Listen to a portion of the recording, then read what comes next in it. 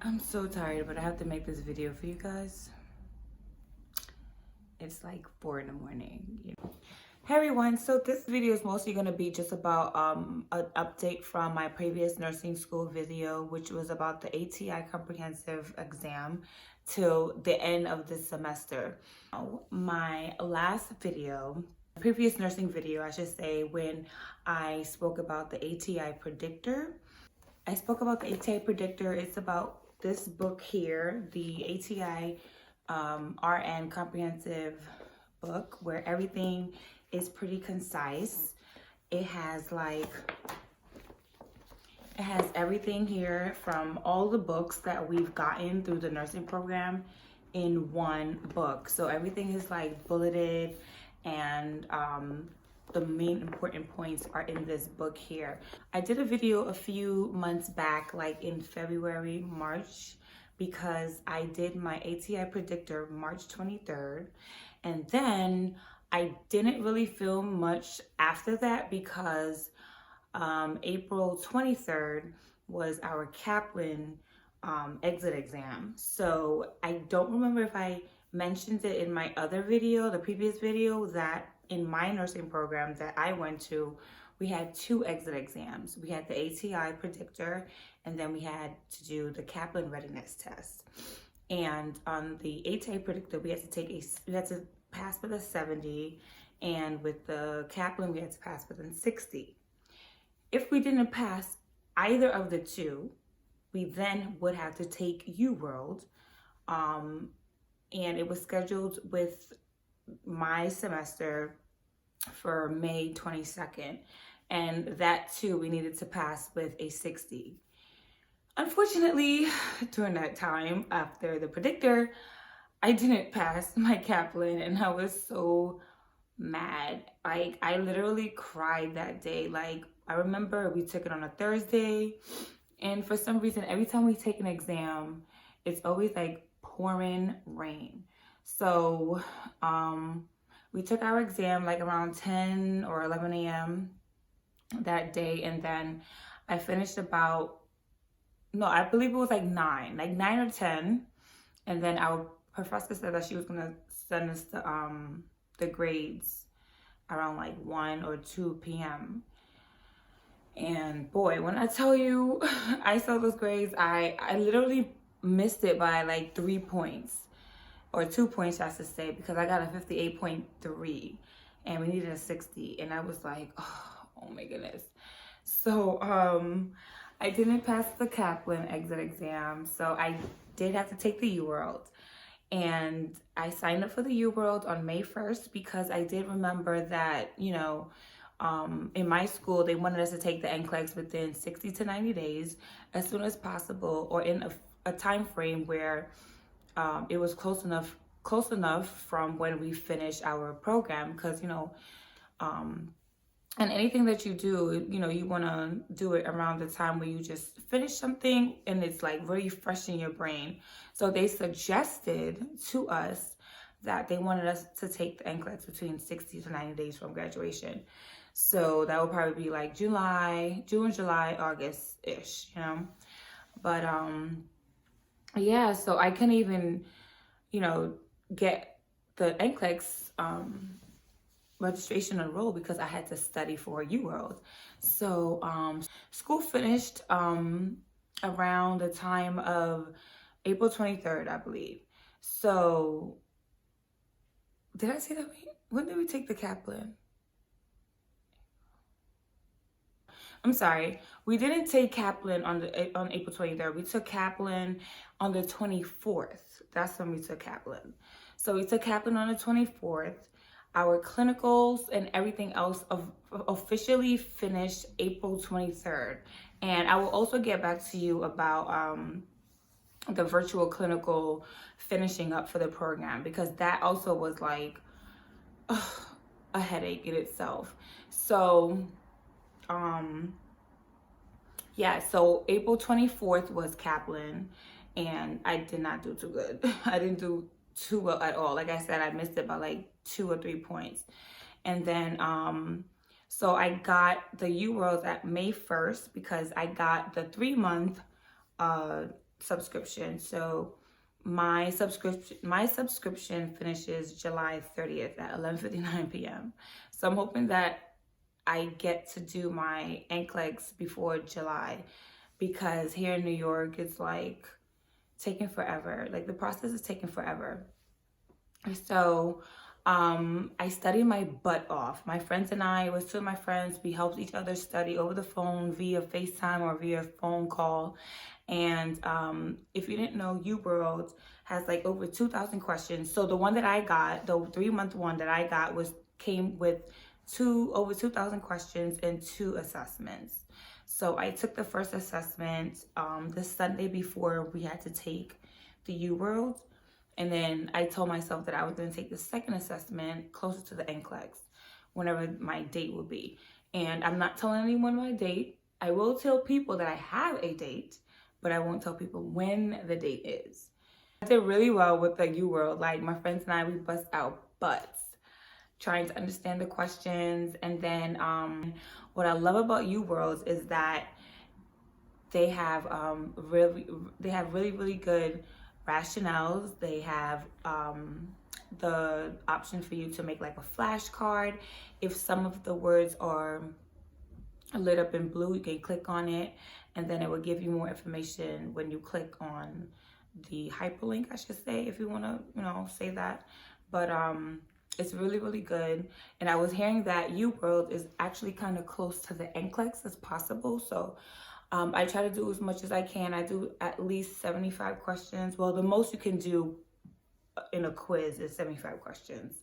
So I do 2 sets of 75 questions, which is like 150 a day, if I can. And then, yeah, so the ATI comprehensive predictor, like I said, I passed it. It was really easy. To me, it was easy. Some of the things I did, like, do stupid mistakes, and I remembered that I was like, oh snap, that's not it, and then I don't know why I did that. But that was pretty easy. And then on top of that, a little update. So Hearst, I'm also signed with Hearst. I've actually been signed up with Hearst.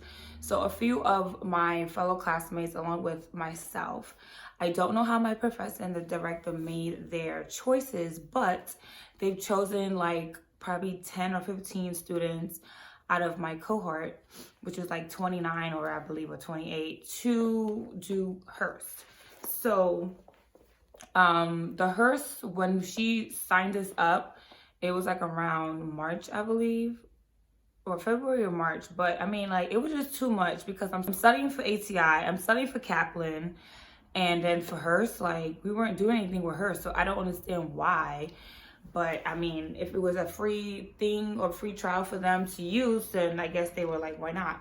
So with the Hearst, I really wasn't too much into it, like I told you. But this book is mostly like a follow-along book, I would say. Whereas like the ATI is more wordy. Like the ATI is more wordy, and you can highlight a lot of things and you get a lot of information, where the where in my opinion the Hearst book is more like a fill in the blank type of thing. And then we had to like obviously follow the videos that were in the on the website. So it was mostly follow, like, fill in the blanks, and mostly like, how should I say,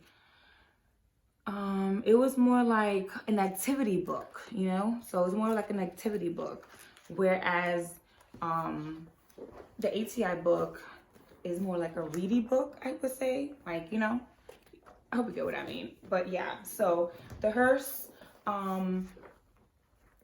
book, I really didn't look into it to help me study per se, because a lot of things, like a lot of these nursing companies or testing companies to help you study for the NCLEX or any type of class material, I feel like their strategy are different, but the content is the same, if that makes sense. Like, obviously, preeclampsia is going to be the same in Hearst or Kaplan, Uworld, ATI, HESI, like anything like that. But I guess the way of how the wording is and how you give options for us to answer can be different and difficult. And that's what got me with the Kaplan. Like, honestly, the wording for Kaplan, I was like literally fighting myself. I always tell my friends and my family, especially my friends, you know, those who are in nursing school or who have been in nursing school, it's easy to converse with them and to have a conversation with them because no one will understand what you've gone through in nursing school. So with Kaplan, their wording was really, really, really frustrating and very,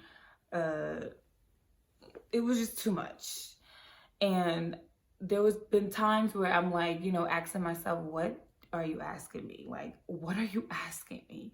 I'm literally reading the question like 2 or 3 times, reading out the answers, trying to figure out what are you asking me. And when I feel confident enough to answer the question, it's still wrong. And there's been times where I literally just closed my laptop, pushed it away, and I was just done for the night. Like, I was just so done.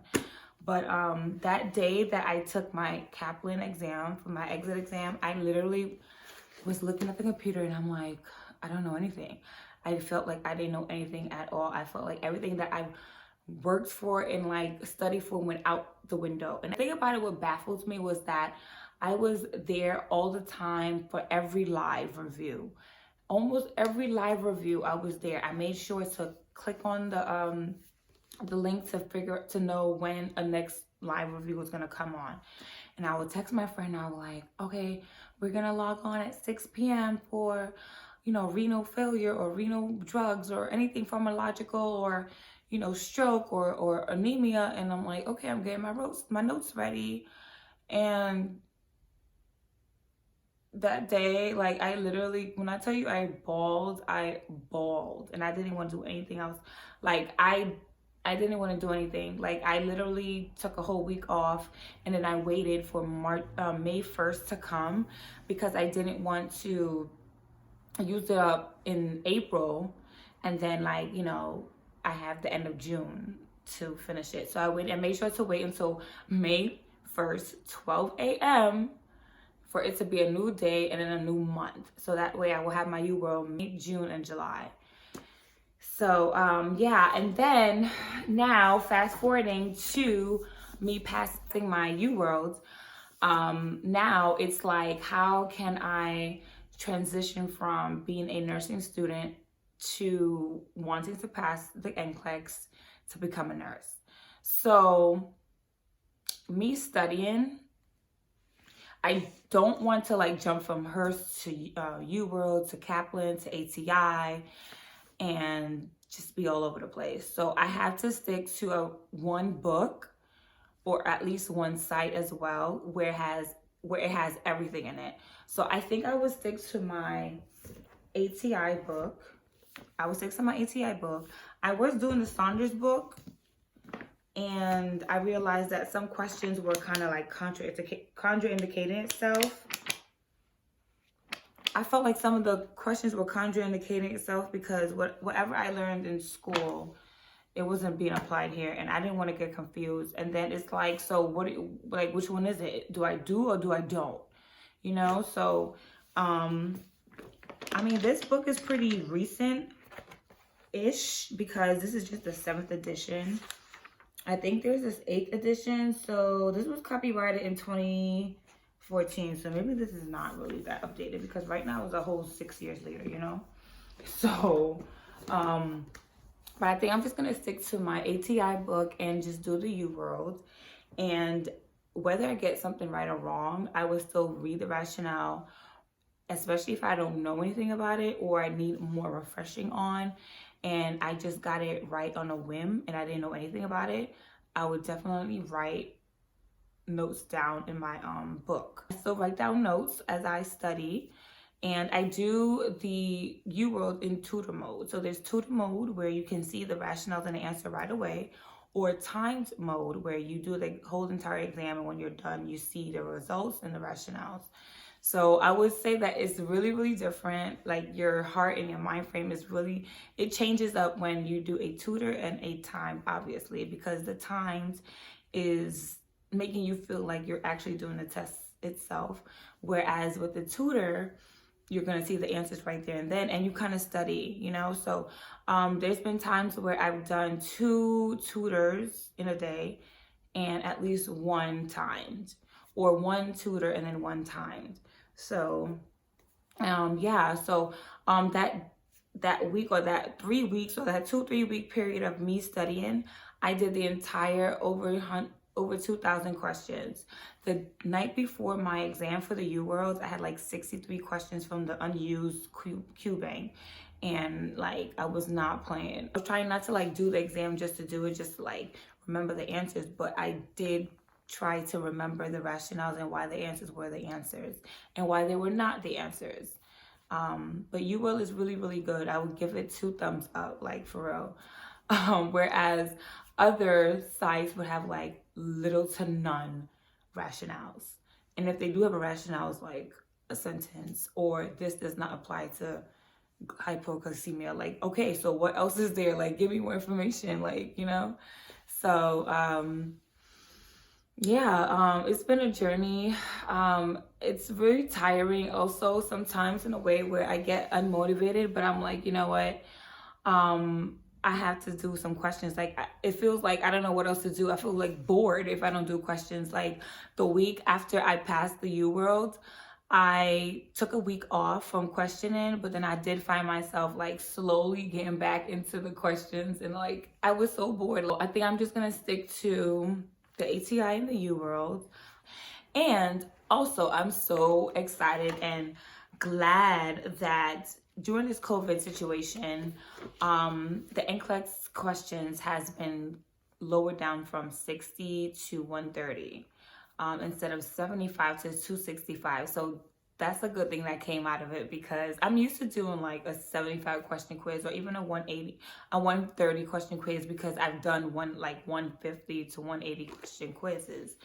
But I don't know about that 265. Like, honestly, I've never even practiced to sit there for a 265 question quiz. So I've had the idea to do that just to practice, and, you know, God forbid I sit there and I get 260. You know, now I'm happy that my school gave us, my class, I should say, the cohort, the opportunity to finish the semester in time, because when COVID hit, we were trying to figure out, like, how can we finish off the semester?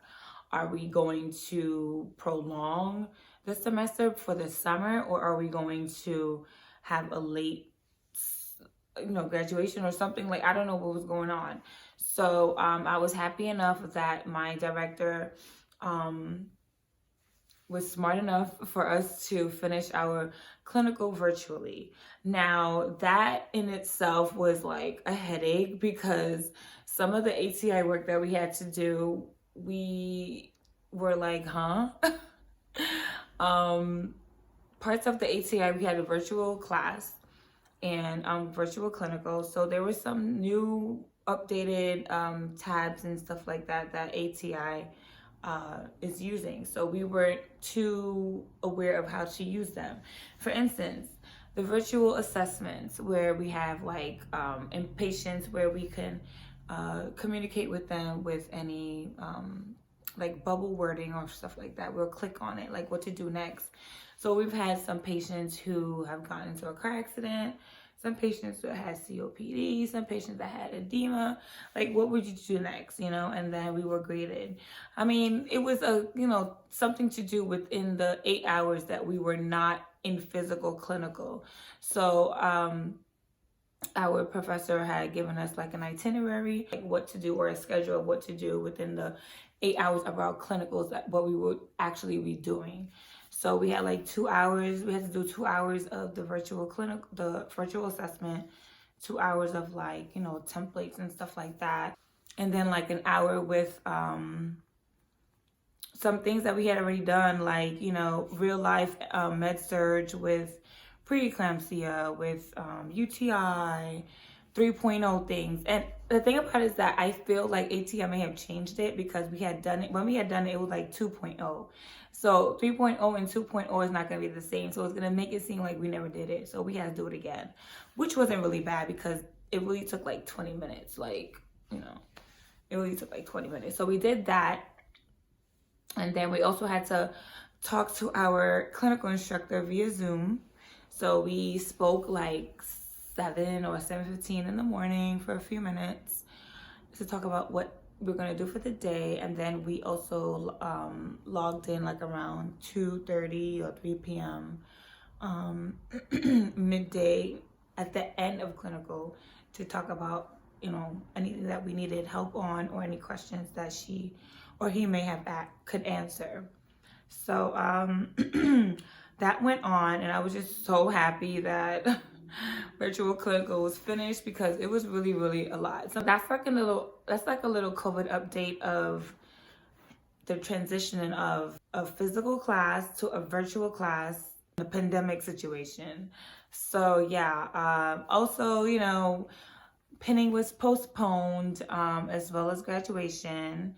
And it was supposed to happen on Mother's Day, May 10th. But obviously, due to the pandemic of everyone trying to be 6 feet apart, and wearing masks and gloves, and I guess the amount of people in a room or in an area at that time in that moment, it was just too much for the, you know, the school. So our provost had sent out an email saying that those who have graduated this semester, we have the invitation of participating in 2021's graduation next year. And I'm like, really?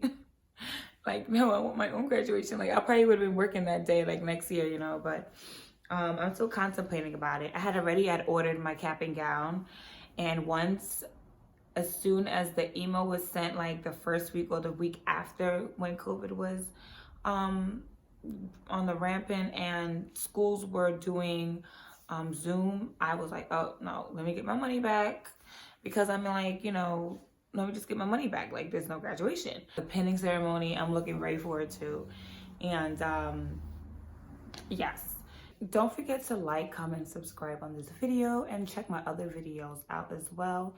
And if you would like to see more content like this, please give me a thumbs up or let me know down below in the description bar.